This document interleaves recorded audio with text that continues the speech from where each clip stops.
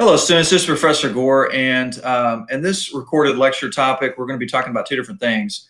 The Treaty of Versailles in part one, and part two, we're going to talk about the craziness that occurs in 1919, 1920 with labor, Red Summer, racial violence, also attacks by anarchists, terrorist attacks, and so forth.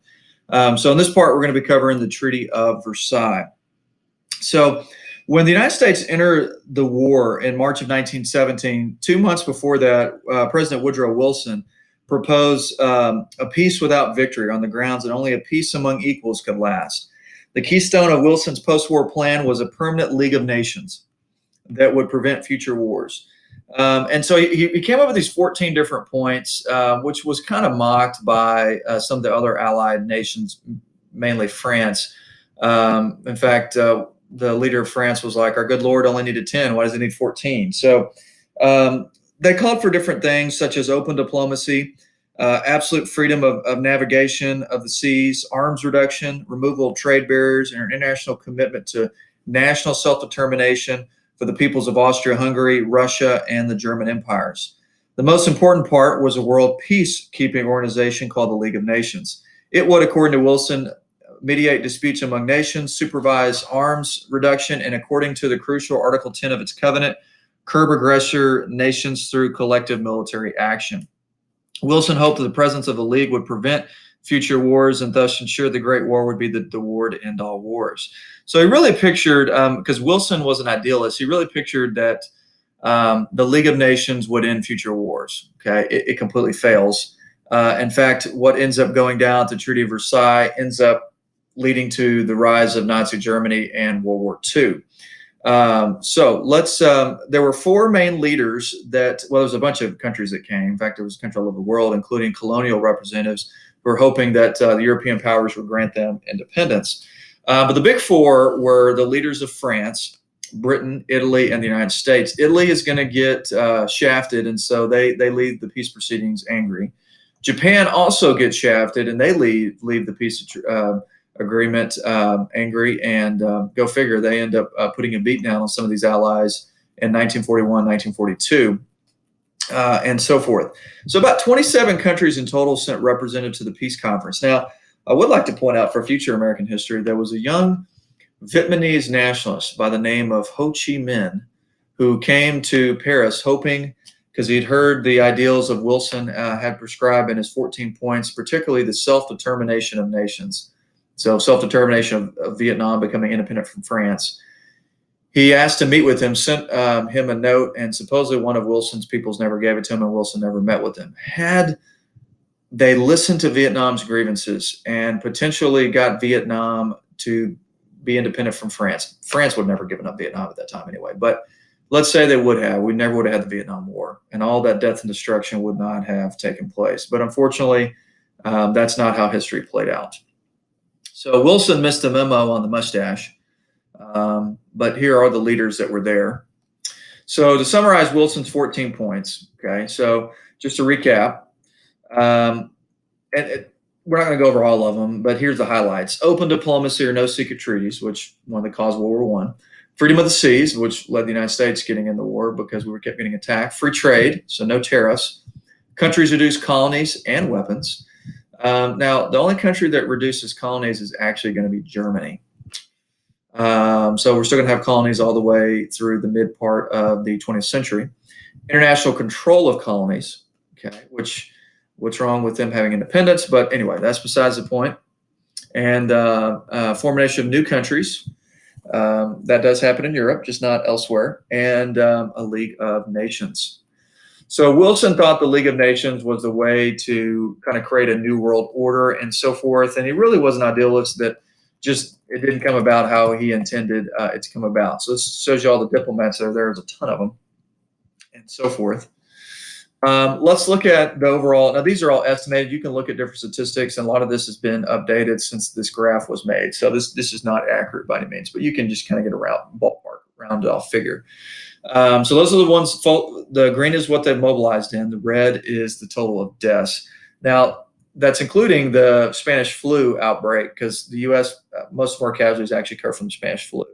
uh, wrecked Germany's um, soldiers as well.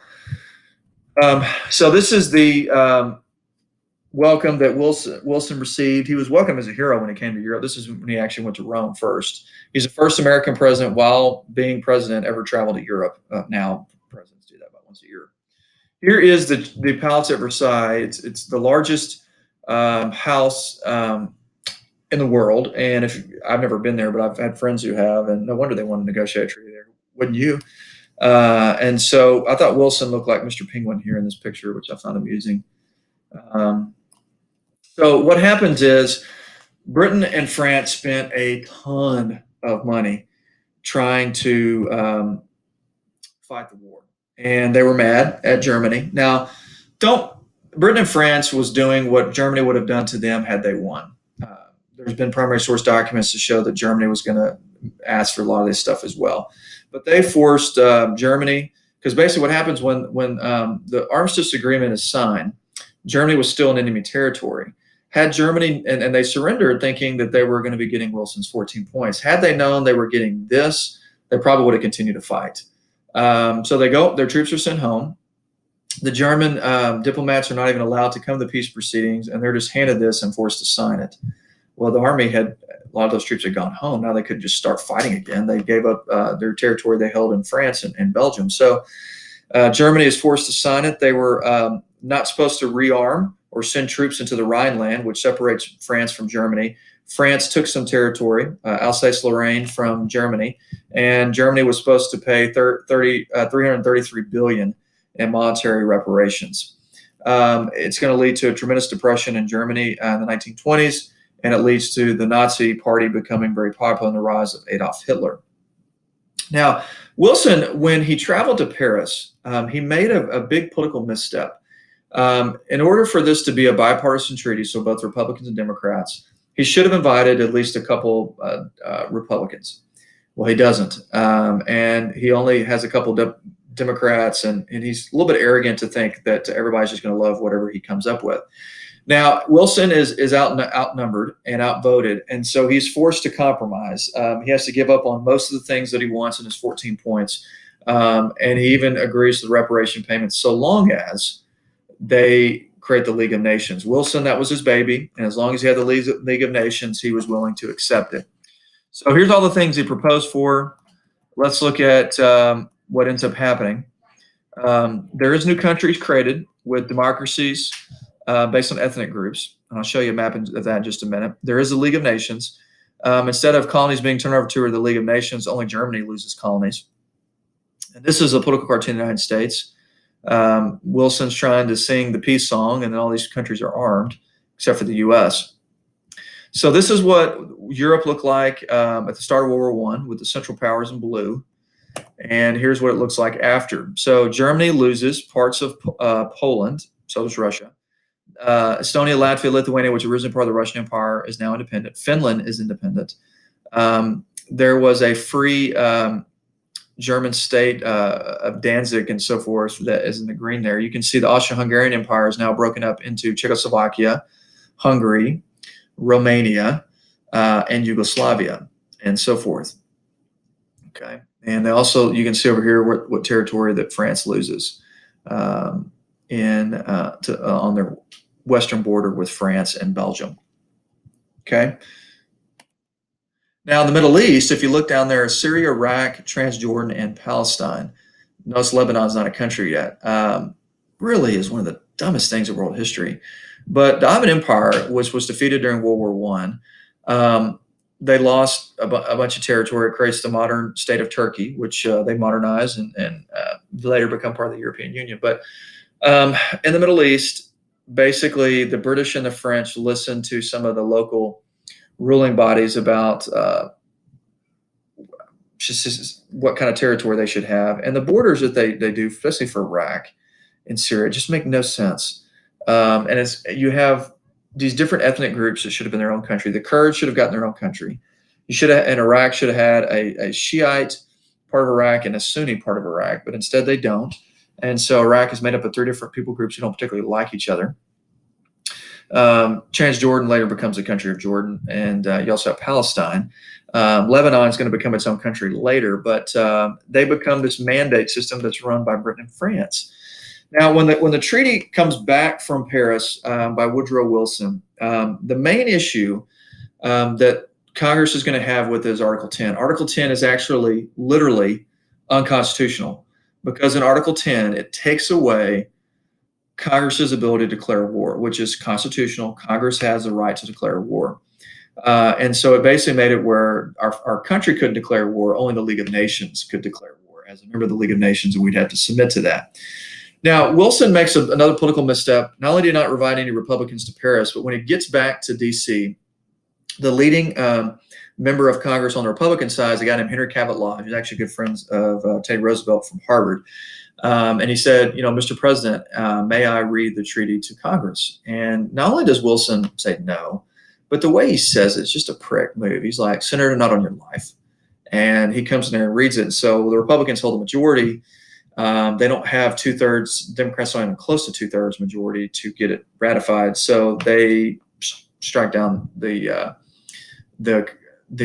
treaty. So the Republicans edited it where they took out Article 10. But they would join the League of Nations. Wilson gets so angered, he starts going around the country doing a speaking tour to get people to support the League of Nations and the treaty as it was when it came back.